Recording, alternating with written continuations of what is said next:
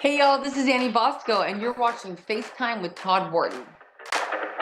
From Times Square in New York City, it's FaceTime with Todd Wharton. With special and musical guest, Annie Bosko.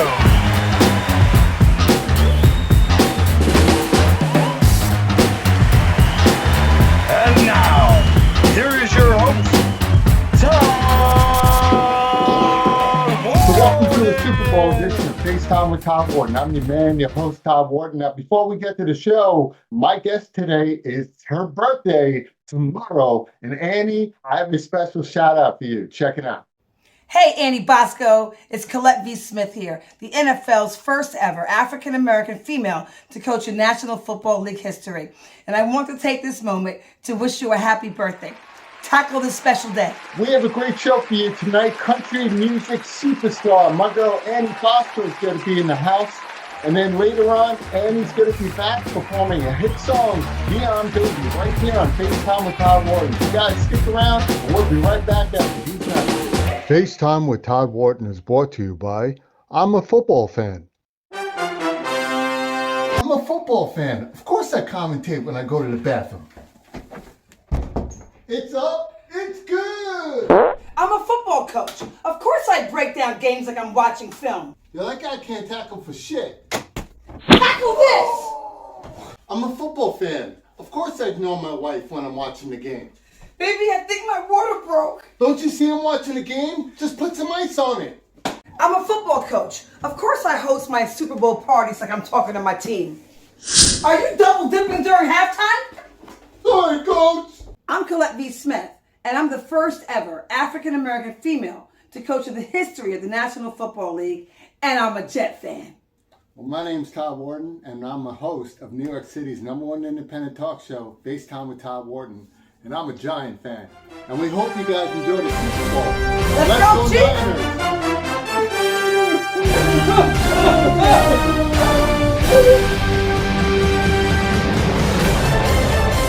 So welcome back to the show, everyone. So my guest tonight is a singer-songwriter, and she is the future of country music. She is a rising star, and I'm excited to have her on the show. Guys, please welcome to the show my girl, Annie Bosko. So Annie, how you doing? I'm doing great. How are you? I am great. I see you're in the warm weather. What, out in California right now? Pittsburgh? Where you at right now? No, I'm in Nashville, and it's cold outside, and I got my jacket on because I'm working in the studio, and I'm going back and forth between the studio and the house, and so I have to be warm. Nashville cold. So that's like what, like 55 degrees? Hey, No, it a was little bit it chill. was 7 degrees a couple weeks ago. Okay, yeah, In Nashville. yeah. There was snow on the ground for 4 days. See, I'm jealous. And everybody says global warming is a myth, right? It's a fake. It doesn't exist. It's like, yeah, but it's 7 degrees in Nashville. That's not really Well, normal. no, now it's extreme weather patterns. So it's no longer global warming. Now it's extreme weather patterns, which, who knows? I stay out of politics. Not my me gig. too. Music, my gig. Yeah, definitely music you gig. I was raised on this notion that when you're at the dinner table, you keep religion and politics out of the conversation, and everybody will have a great time. Yeah, it That's never just does any good. Exactly. Since you're in Nashville, I have to ask, first of all, are you looking forward to the 2024 CMA Awards in November? Are you going to be back there for that? Oh gosh, to be honest, my life has been so crazy lately. I have not even thought that far ahead. Well, I always think that far ahead. Yeah, I think I towards should though. Christmas. Yeah, No, I always should. think I really should. It's just that it feels like there's been so much going on. And this year, we started off like I did the Rose Parade on January 1st, and we did Jimmy Kimmel on January 8th, and the Troubadour, and then a bunch of shows, and I've been on radio tour. I've been home 48 hours in the last 40 days. Wow. Now Yeah. you debuted, just to backtrack a little, because I definitely want to talk about those topics you just brought up. You debuted, yeah, I can't even talk right I now. debuted. Boo! Boo! Yeah, they booed me at my debut. Debuted, because everybody got booed her booed. off the stage. The Grand Ole Opry, right? Back in Yeah. September. Is that correct? Yeah. How is that feeling?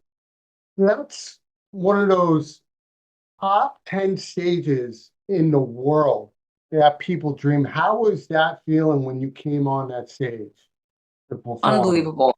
I feel like I blacked out, honestly. I was Yeah. like, it felt like I was, there's so much history, right? Yeah. And so it's not always so much how many people are in the audience, but it's just the history of, and the magnitude and the weight and the meaning of what's behind the Opry that to me was such a big deal. That it literally felt like I blacked out. Like there's a big light that shines on you, so you can't see anyone out there. And next thing I knew, blip, like it was over. And what was the song that you performed on that stage? Was there something meaningful to your heart that you performed? So you do too. I did too. I did Sometimes I Forget and Neon Baby. They're both off my EP. It just came Hmm. out January 5th. And it was great because one's kind of more rock and up tempo, and then Yeah. one's just more of like a sultry song. So it was a nice mix between the two. Oh my God. I can't, that's the one of those places where I always wanted to go, just to get the experience of that. What are And you the weather. waiting for? Come on. Well, since you're telling me it's 7 degrees, I'm, I'm in New York weather right now, and it's like we're at Yeah. 35. Like, oh, it's so warm. It's time to play basketball. Well, you're telling me Yeah. 7 degrees. Listen, I'm going to be in Nashville in November anyway. So, Oh, cool. oh yeah, Awesome. Well, hopefully we'll get to meet then. That's great. I think we're all gonna get to meet each other. You, myself, Jelly Roll. Um, Yeah. have you ever met Jelly Roll? I have to ask you that because this I guy's such a have, yeah, a few times, and he's so sweet. He's just the nicest guy in the world. great guy, and his inspiration on what he does and what he talks about. And I'm bringing his name up because I did just meet him. But he's also a huge person on giving back. When I read your bio, you recently, not recently, but you wrote a song, and I want people to get to know you right now. Tell me Yeah. about the song that you wrote and the charity that you put it towards, where it got all the proceeds was donated to an event that we all know that happened not too long ago. So a year ago, I wrote Dandelions, but I actually started writing a couple years ago. My cousin had just passed away at 19, and our whole family was just devastated, particularly her parents, my aunt and uncle. And I just watched the grief that they went through. And my aunt read a poem about dandelions at her funeral. It stuck with me. Shortly after, I was in Nashville, and a friend of mine came to Nashville on her bucket list. She's stage 4 cancer. Sadly, she passed away. But we got to do the private show at the Bluebird. We went to a concert downtown. We bumped into someone who brought her on their private plane the next day, which was also on her bucket list. And I just thought, man, like, why her? And it's always those people where you're like, why this person?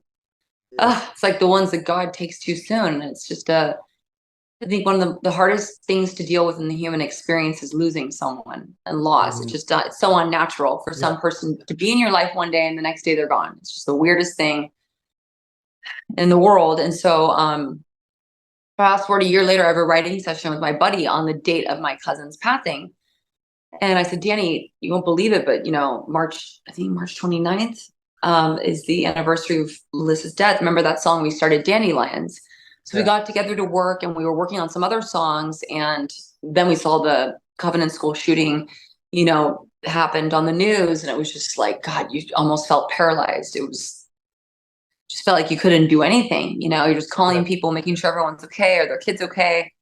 So we said a prayer. We kind of gave it some time. And then we ended up finishing Dandelions on that day after looking at the video footage of the kids and the parents, and just, I think, out of the spirit of like what was happening that day. And not to sound cheesy, but I think certain songs you have to put a lot of effort into writing, and then other songs, sad, funny, inspirational, not, it's just, they come out and there's no explanation for it. It's a bizarre thing as a songwriter that happens.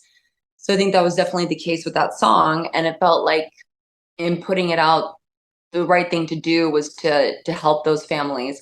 So lifting lives particularly helps in mental health support, and for the students and the parents and the teachers, we felt like lifting lives, supporting the Covenant community would be a great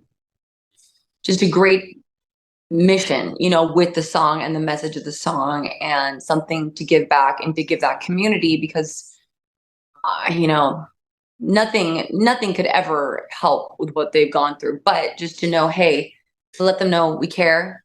I'm thinking about you. It might not be a lot, but here's what I'm trying to do. You know, I think it's just the notion of letting them know that we care and we want to help. And I think you did a hell of a job. The song was incredible. And anytime somebody does a selfless act and gives back 100%, you already won. And the people from that town, I know they're probably looking up to you every day and saying thank you without you hearing it. And I guarantee you're probably part of their prayers every day. And think of it that way, that you had the power to do something that made an impact and a positive influence on so many people. Because we can't get back what we lost. But what we can do is create a positive future and remember those that we lost by doing positive things. And I think what you did, you knocked it out of the park. So congratulations on that. I think that's Thank awesome. you. Yeah, That you're means a welcome. lot. Yeah, of course. Thank And you. you know how people always say, like, you never know when lightning's about to strike, and when it does, you get on that roller coaster ride. Now your ride literally just took off. You've been around for a long time, and I'm not calling you old because you're a very young lady. No, it's fine. I'm old. No, Uh, I'm looking around. I'm like, guys, this right here. If this is old, sign me up. Sign me up. Sign me up. uh, Not at that was all, so not at all. funny. Because what I think is funny is when you were a teenager, you snuck into karaoke bars just to try to sing some songs, while most of us are trying to sneak into bars to get a beer. Well, I was never a normal kid. Let's put it that way. I always knew what I wanted to do. I always had a work ethic. I was always very career driven from a young age. You know, I like that. I just knew what I wanted to do. And so, yeah, I did. I would sneak in, I would sing. And I think I knew it was funny. There was one little town, the town of Gonzales. It's a tiny little town in California, where it was like, Leanne Rhymes is here. And the whole town thought that Leanne Rhymes was there. There was this like rumor going around. Actually, I recently opened for Tim McGraw at the Mid-State Fair, which is like just 20 minutes away from that little bar. And they had a whole party bus like come from this little town. All those people came to the festival to watch me play. But I mean, I always knew what I wanted to do. Yeah, and I think you definitely got the right road, the country road. I think you found in. I think Country you. roads take me home to the place I belong. West Virginia, Mountain Mama, take me home. Country roads. Wow. I was about to sing too, but I'm like, yeah, I'm gonna let her sing. She's a little You and better at I, it. CMA duet, you and me. I love it. Hey, I've been asked that a number of times to duets, and one day Yeah, we're gonna have some fun. We're gonna do that, you're gonna do and it. I think we're gonna kick it, especially in Nashville. Let's fast forward. You have a great song that you're promoting right now. I just saw the music video recently, Neon Baby. Yeah. Um, I love the song. I think you heard me listen to it before we had that on the interview. I got lost in the moment. Oh, Um, cool. yeah. The video itself, what I love about it is when we were speaking off camera, a lot of videos today are adding lights and this and that and all over the place, where sometimes you lose the focus on what the song really means. And one of the things I Mm. love about country, a lot of country songs are about the meaningful part of what the song is all about. Yeah. There was a mainstream part that I think a lot of songs went a little poppy, went a little here. You had this mission to get back to the country, on what country meant to you growing up in the 90s, baby. Tell me about Yeah. the song. Speaking of baby, tell me about the song Neon Baby that you wrote. Well, what's cool is I'm actually at the studio right now with the two writers that I wrote the song with. One's name is Jeffrey Steele. He's a huge songwriter. I mean, I could show you this wall here is just lined with plaques. He wrote What Hurts the Most and My Wish and just all these amazing songs. And they can tell you we really intentionally wanted to write something that felt a little throwback. but also soulful. I mean, Neon Baby is straight up traditional Western country, but it has a little R&B edge to it too, you know, and we were sort of intentional about wanting it to have just that, like that rhythm and that beat too. And so initially we were talking about making it, oh, I ain't gonna be your neon baby. But then Bridget, my co-writer, and I both kind of at the same time, it's funny, she hung up the phone and I thought about it. I thought, you know, there's so many songs about girls telling a guy off, but it actually might be kind of cool if a girl's out with her guy at a bar, you know, or a club, and it's like, hey, we don't have to be here. I can be the party, right? Let's go home. And kind of empowering too for like the woman, you know, to say that. And so anyways, we kind of changed it to that, and it definitely feels throwbacky, reminiscent of the 90s. And it was just a really fun song to sing. Like I love that walk up melody, and there's some really cool riffs, and making the music video was really fun. We did it for next to nothing. But you know, with a lot of like thought going into it, and had to get really creative with the different spaces we were using. But yeah, I think at the end of the day, that song is what it is. You know what I mean? I don't think that some metaphorical concept or thing, it's like the story is what it is. So let's just tell the story the best way we can. Oh, and I love it. And I love how you said you put a little R&B there, because if people know countries is inspired by rock and roll, R&B, there's jazz, there's soul, there's blues. Mhm. Like country is just a mix of so many great music. And I love how you said you brought it back, because I'm a huge R&B fan, 90s, Yeah. right? I think Yeah. R&B was the best in the Yeah. 90s. You're talking Me popping too. from Mary J. Blige, Yep. you know, that's when Neo kind of popped in, you know, early Mhm. 2000s, late 90s. And there's And it was not really huge. It was like, it was R&B. popular music. Like the way country's now all of a sudden popular music, like R&B was like, that was the hottest, you know, Yeah, popular music at the time. yeah, I love it. And the song was smooth, and it's got a great beat to it. Now you've been traveling around the world. You haven't had a lot of time for yourself. Now, when you do have some time for yourself, is your family a huge part of that break time? Do you try to get to see them as much as possible? I do. Like over Christmas, I was able to spend time with them, which was really nice. Yeah, if I have any free time, it's usually wanting to be around them and seeing them for sure. That's amazing. Now you're a daughter of a farmer, right? You're a farmer's Yeah. daughter. So Yeah.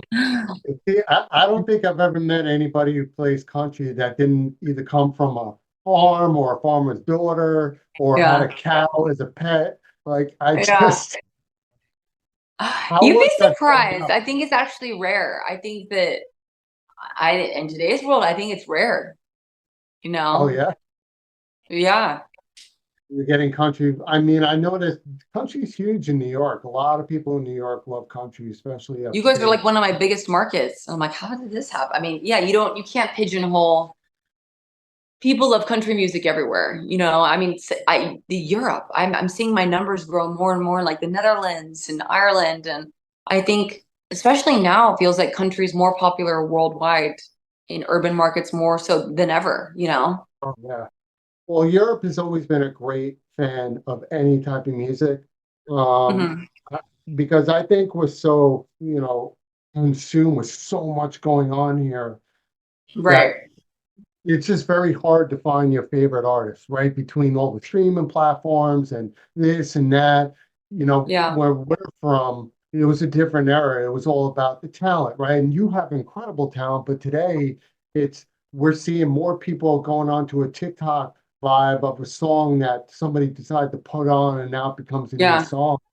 And but Hmm. when you get somebody like yourself who can actually put out great albums instead of a song, that means your career is going to last the rest of your life. That means you're going to retire when God decides to take you. And even then, he's going to want Annie Bosko to start playing up in heaven too, because then Hmm. you need some I hope neon so. babies I up there. love that. That's a beautiful analogy. I never thought about that. I hope I'm singing in heaven. No, I think you would. That's the one thing about music. You have a young face. You look young, even though you call yourself old, which is a bunch of BS. Well, I'm I'm like saying old that right inside now. because I think well, right now I feel old because I've been on a radio tour for like since late September. Like to give you an idea, last week, are you ready for it? Yeah. between Sunday and Friday, I went to Las Vegas, Phoenix, Milwaukee, Chicago, Detroit, Baton Rouge, Louisiana. That's 6 states in like 5 days. I know. Yeah. So it's been crazy. I think when what's hard is when I come home, I'm just like, I mean, I literally I'm like, I'm worthless. It's like, you might as well talk to a wall. But once you're on the road, it's like you get this adrenaline rush. So you're going, and I can keep going. And then the second it stops, I'm just like, I'm at the studio now trying to work, and I'm like, feel like I'm cross-eyed. Yeah, Is it like it almost crashing catches up to you, but I think I've done a lot in my time, and I'm experienced in the music world, so maybe that's why I feel like I'm an old woman. Yeah, no, the reason why I said that, you have an old soul, which is a huge positive thing. And if people Thank don't know you. what that means, an old soul means pretty much that your values are family. Your values are, yourself and your friends. You can hear it in your lyrics. Neon Baby Aw. wasn't the only song I've heard. That's where an old soul comes from. Because like you said, there are songs that you put out that are poppy, R&B, and fresh, right? And then there's songs that have more meaning. And a lot of your songs, they may be a little poppy, but if you actually listen to the words, you have an Yeah, old soul about you, which I always do. brings you back home, right? Yeah. And No, I do I it. think And I always have, even as like a 5-year-old, I was like, I'm old, man. I was like 12. I'm like, shit, I'm old. I always felt like I was an old soul, even as a kid. So I which do is think that pretty is a neat. thing. I think that's Yes, a I real think thing. it's a Oh great no, thing. I think it's a thing. That's your new album, title, Country, Old Old Soul, soul. Old Soul Country, right? Old soul, not old, just an old soul. An Old Soul Country. That Love sounds it. awesome. Okay. Love it. So we are so honored to have you on the show. You perform with a lot of great people, and I always ask people this question. You perform, I believe Adele is in your ranks as well. I know you said Tim McGraw. Is there somebody that you would love to tour with that is on your bucket list? Do you have that one name that you always wanted to tour with? And they probably want to tour with you also. I gotta ask Probably that. Eric Church. I've always wanted to open for Eric Church. Okay. I I can love see him. I'm that. a huge fan. Or this is so random, but the other day a girl messaged me and she said, "You really got to do something with Pink." And I thought, I would never even think that she'd want a country act, but like, how badass would it be if I got to like do something with Pink? I love her. You want to know something? Hopefully your publicist will be watching this, because Hank, I think, would be awesome. And whoever said that, great recommendation, because Pink Yeah, has been through so much and it's got so much criticism about her being built and this and that. She's yeah, also about empowerment. She loves music. She has fun. Why not? I mean, they're breaking down realms from country to hip hop, the R&B. Why not do a tour where a country opens up for a pop star? Why yeah, not? I think that would be yeah. cool. And, I'm sure she'll be honored to have you on the tour as well. So, Oh my God, I would do anything if of I could open course, for Pink. We're just gonna put it out and there right now. We're gonna put out the Pink vibes. we're Alicia, putting out the Pink vibes. Pink, we want to open for you.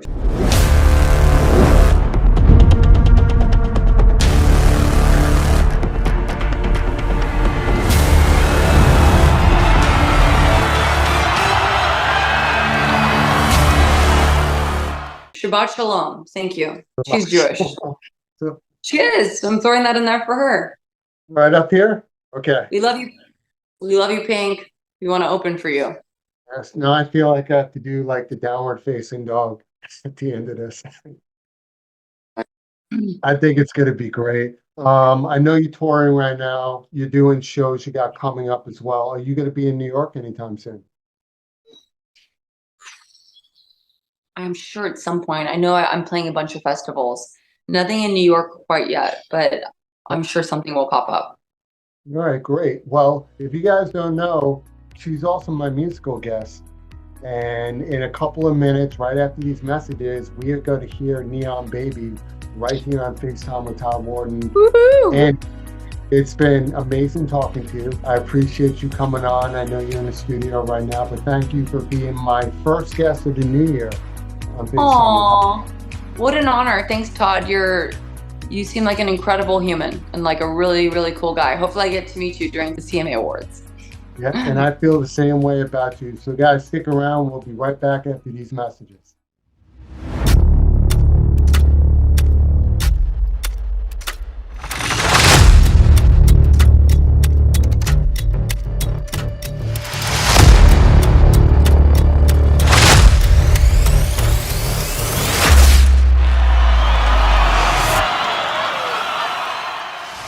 Hey guys, I'm Annie Bosko, and you're about to watch the music video for my song, Neon Baby.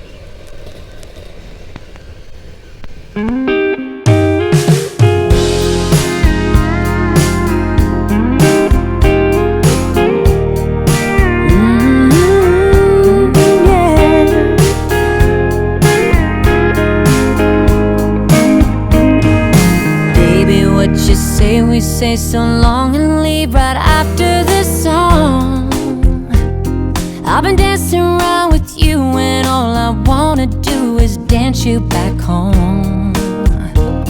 Two-step me through the kitchen to the bedroom with nothing on but the candle on the mantle and some vinyl playing Haggard and Jones. I'll be your neon baby, I'll drive you midnight crazy, I'll hit your lips like whiskey when you lean in to kiss me. Put that whiskey down and kiss me again and again. Turn me on, I'll be your neon baby. Hey cowboy, give me that cowboy hat and watch this cowgirl light up the room. No, nothing gets me buzzing like loving on you. I'll be your neon baby, I'll drive you midnight crazy, I'll hit your lips like whiskey when you lean in to kiss me. Put that whiskey down and kiss me again and again. Turn me on, I'll be your neon baby.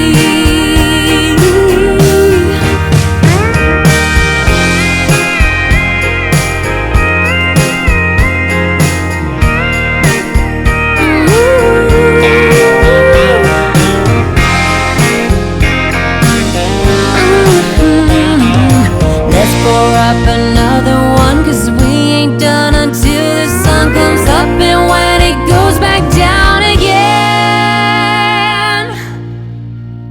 I'll be your neon baby, I'll drive you midnight crazy, I'll hit your lips like whiskey when you lean in to kiss me. Put that whiskey down and kiss me again and again. Turn me on, I'll be your neon baby. Yeah, turn me on, I'll be your neon baby.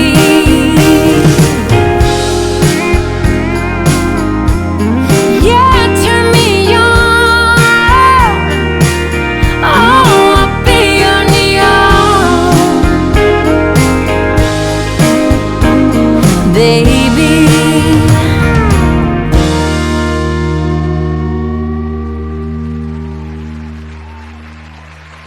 So first of all, I want to thank Annie Bosko for being a guest and a musical guest on FaceTime with Todd Wharton. It was such a pleasure interviewing you. Congratulations on all your accolades in the country music industry. And happy birthday, young lady. Guys, when you get a moment, go to her Instagram, Annie Bosko, and definitely wish this young lady a happy birthday. And enjoy the Super Bowl tomorrow. Guys, I hope you enjoyed this episode. I know what I did. But until the next time, if you're not living a passionate life, then whose life are you living? Take care, guys. I'll see you soon.